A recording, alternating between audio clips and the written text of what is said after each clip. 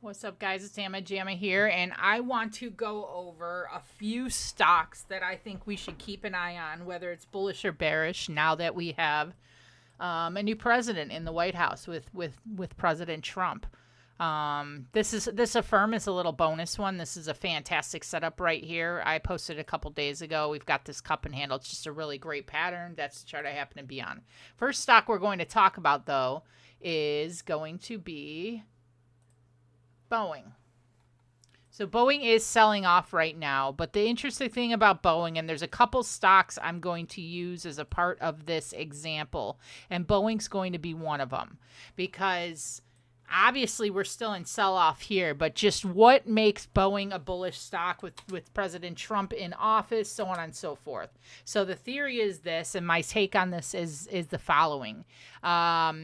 President Trump is going to, he's a charity starts at home, i.e. the military as well, which means that I believe we want to reclaim, not that we're not the powerhouse of the world, but we want to be the undisputed heavyweight champ of the world. And that comes into filtering that money into building our military. All right. And period. All right. And part of that is Boeing. Boeing has a massive amount of government contracts and is the front runner building government aircraft. So this stock in general is one where we could expect to see a possible influx in contracts that could be very, very bullish overall for the stock, and so on. We've got this falling wedge we've been in for quite a while. I am on the weekly chart on Boeing. So what I'm watching on Boeing in particular is I want to see a break and a hold of our long-term point of control. And that's 182. We're way down at 141 now. So really what I'm looking at is I'm going to watch for a break and a hold of 160. I will not touch Boeing before that. So I want to see a break and a hold of 160. And then at that point, I'm going to, I would like a little play up to 180 at our point of control. And then if we could break and hold that point of control, I would then go into some longer term leap contracts. So that's the first stock I want to mention. Second stock is a double doozy in the wrong way. And I've got NEO up. Now, NEO's a fantastic company, don't get me wrong. But here's the thing about NEO. It's got two things that are very, very bad for it right now. Very bad. It's a China stock, first of all. And I don't care what you say. All it takes is one anti-Chinese tweet from Donald Trump to tank every China stock across the map at any time. What does that tell you? It tells you that, A, it's not really one I'm interested in investing in long term. Now, sure, there can be some nice breakouts on it and so on and so forth. Sure, you could say NEO's got a good company. Sure, you could say it beat its deliveries next quarter. But there's a second negative catalyst to this NEO, and that is it's an EV company. President Trump is going to do away with the $7,500 EV credit. Period. So that's another very, very negative catalyst on EV, on NEO specifically, and EVs in general are going to really, really take a hitting because, A, with the interest rates, they've already been hurt in 2024. We saw Tesla, which is the next ticker I'm going to talk about. We saw Tesla miss deliveries for the first time in 10 years, or lower deliveries, not miss, but lower sales overall year over year in 10 years. But a lot of that has to do with interest rates. That was vehicles across the board. So you would say shifting to Tesla, that's a negative catalyst for Tesla, right? Yes, but no. Now, all you guys know, and a lot of you are late to the party, but Elon is the Donald Trump mega fan, okay? They're boo things. They're besties, Beavis and Butthead, whatever you want to call them. And the second part of that is the following. All right. Not only does it not matter the $7,500 tax credit, but Elon's a businessman. He ain't stupid. He's getting all snuggled up. Let's push through that. We're going to push. And Elon's getting his paws into the government. Is he going to be president in 4 years, 8 years? Who knows? I don't think he can be. I don't think he was born in the U.S. But policy. EV tax credit, $7,500, but is Tesla EV? No. Tesla is not only EV. What else is Tesla? Tesla is autonomous self-driving. That is the banger. And charging. They are light years ahead of everybody in charging. Tesla has made their charging stations universal, so on and so forth. But the autonomous self-driving, you've got your AI, your robots as well. But self-driving, here's the thing, all right? If it was 10 years, it was 10 years we were going to have to wait for self-driving to really come to fruition. We get robotaxi, we get the cheaper car, the economy model, all these things. With Elon Musk in Trump's ear and starting to have push in that White House, you get to fast forward that. We are now going to fast forward self-driving in general A. It's already pretty much fully realized in Teslas. But then once Elon is able to sell self-driving overall as a product, Tesla is literally hasn't even tipped the iceberg of what it's going to be. Period.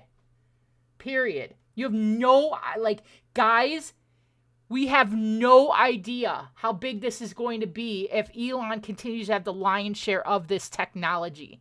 The technology in second and third place are light years behind Elon, and Elon is snuggled up against the White House now. So that's going to help regulate and push forward everything from the Tesla taxis to software and self-driving AI across the board, FSD across the board into every car. All right, so he's already got the best chargers. He's already turning that into a fully default product for across the board. And now he's going to do the same. It's not about the Tesla cars. It's about the Tesla technology. It's about the technology. It's about the self-drive. It's about the robotaxi, all of it. So Tesla, that $7,500 credit, yeah. Are we going to see a little bit pulling back in the charts? Maybe, but with the pullback we already had in 2024 because of interest rates, et cetera, does that has already set up the expectations to be lower overall. So these we're not going to have these incredibly high expectations. The street is not going to have these big growth expectations on Tesla. A, with the loss of the $7,500. B, with 2024 being a bad year in car sales overall and EV. It really makes it perpetuate into this area that, it's going to absorb that because the expectations are going to be a little bit lower. So I think Tesla will be okay. And I think Tesla is going to be $1,000 stock in the next couple of years, $1,200 stock. And sorry guys, but April 2024, we're at what, 140? How long have I been holding my shares for? What prices were we talking about this in the Discord? Now we're up to 350 on Tesla. And how many of you guys were watching my post when I was like, yep, I'm down 12%, but I'm holding my shares. I will not sell them in this area here. And now we're up over 150% from there.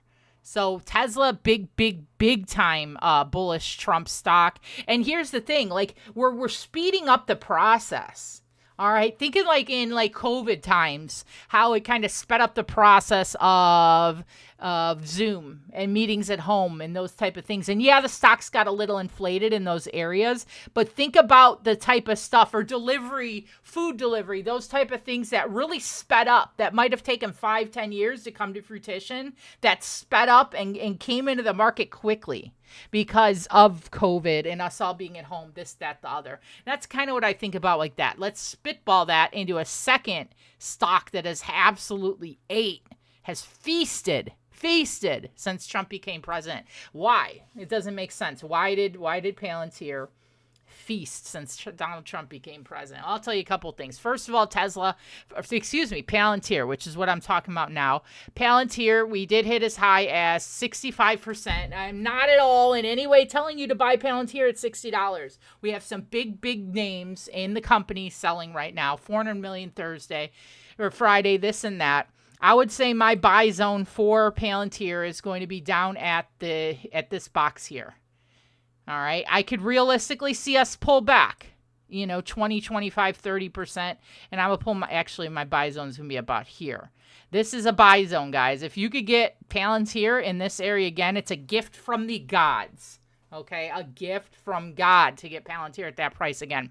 Why is Palantir a bullish Trump stock? I'll tell you what, because Palantir had incredibly bullish earnings. After it had already broke out to $45, they bid estimates by 30%. 50% of Palantir is government. All right. 50% is government contracts. All right. And with the Trump warehouse, we know Trump wants to bolster that military, right? And what is the future of the military? AI. It's not, it's AI warfare. It's warfare. It's in hacking and computerized, all that. And where's that? That's Palantir. They are government AI. Period. So Palantir is another huge one that we really, really like. And finally, I've got end phase here. We already see it. It's already selling. And we talked about this with Baba's the other one. I literally said the day that Trump became president, I said it's time to short Baba. And I didn't short Baba. And I'm mad at myself because it was the 5th. The election was the 5th, I think. Right? Yeah, the 5th. We have moved from $101 to $85 already on Baba. Now, we could get bounces, so on and so forth on Baba, of course. But anyone that's going to accumulate investing into a China stock, even though, make no mistake, I love Baba as a company. I've written in-depth analysis on this company. You guys know, pages and pages of it. But cannot invest in a China stock with the way that Trump can sink it with literally one tweet, what he wants to do with tariffs and everything else. It's just really not a great time to own China stocks in general. And NIO's a double doozy, and the EV and China stock, that's like, oh, that's ugly. And then we have M-Phase. We have solar energy.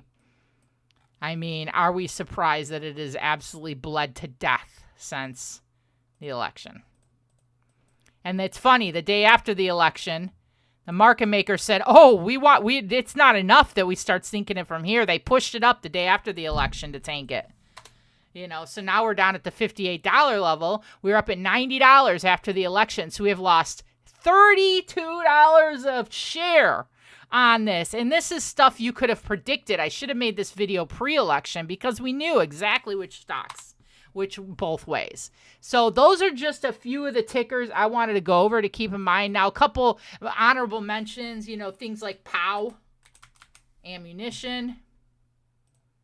Anytime there's a Republican in the White House, this should get a little bit bullish. Now, of course, we've kind of been decimated on this one, but if we can break over about the $2 level, this could get very, very interesting here. $1.36. All right, so that's one to watch. Another one, Smith & Wesson, SWBI.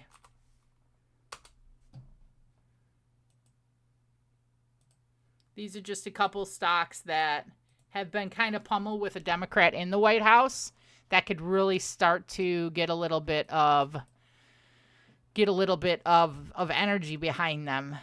So this one I would look at a break and a hold of about $14. Again, those are just a few tickers. A little cute little video to make about tickers I like, tickers I don't like. And thank you guys all for listening. I will see you next time. Bye, everybody.